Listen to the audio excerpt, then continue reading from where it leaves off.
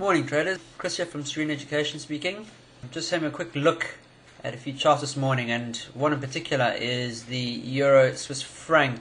I don't know if you guys have been aware, but yesterday we saw some huge gains, 400 pips in total, and this has got a lot of people talking. I noticed that we also had a similar move back in early March of this year. Now there's a reason for this, and I'm just going to explain it to you in some way. I'm hoping you guys can all relate with me on this.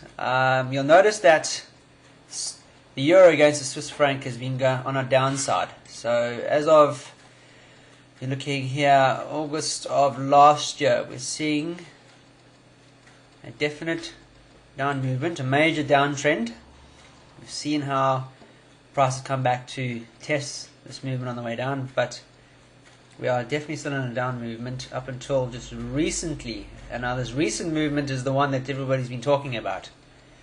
Now, we're safe to say that you look at the Swiss franc as more of a safe haven.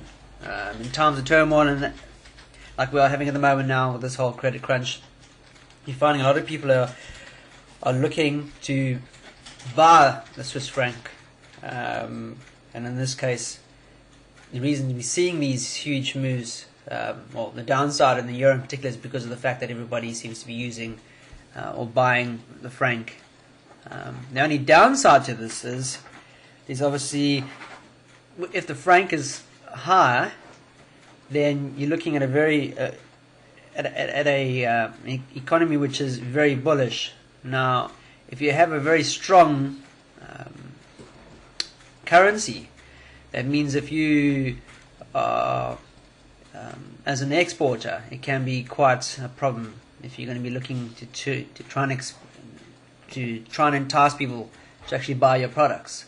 Now, in the case of the Swiss franc, exports is probably makes up half of the actual economy, or their GDP.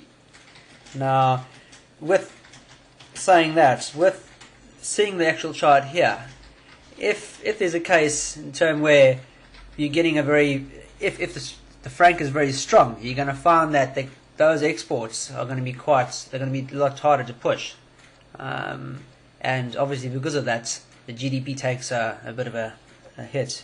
And they're talking at the franc at the moment now, actually losing as much as, or expecting a fall of roughly about 2.6% this year, which is not good. So what they're trying to do, what the franc is, what the money regulators out there are trying to do, is they're trying to entice people to actually sell the franc so they can get that down, so that people, especially in Europe, will look at buying exports or products from the Swiss because it's a lot cheaper.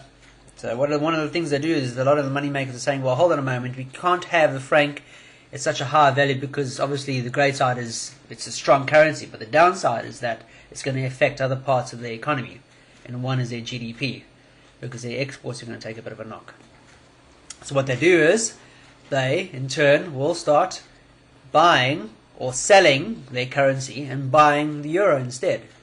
So by doing that, they're hopefully trying to get the larger hedge groups, the institutions, interested in actually selling the franc and going long on the euro to try and change that.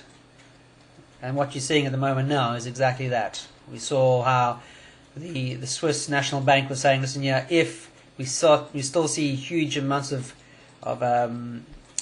appreciation in the franc, we're going to come and step in and do something about it.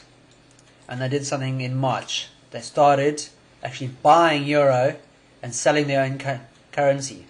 And that's what we saw here. By doing this yesterday, you'll notice that it's actually broken a major long-term resistance level trend. And by doing that, they're hoping to say to the institutions, hold on a moment, we've now broken a long-term resistance level. This is going to be more of a bullish. So they're trying to entice people to actually start buying euro against the franc. So selling the franc and buying euro. Okay, I hope that's made sense. Until next time, take care.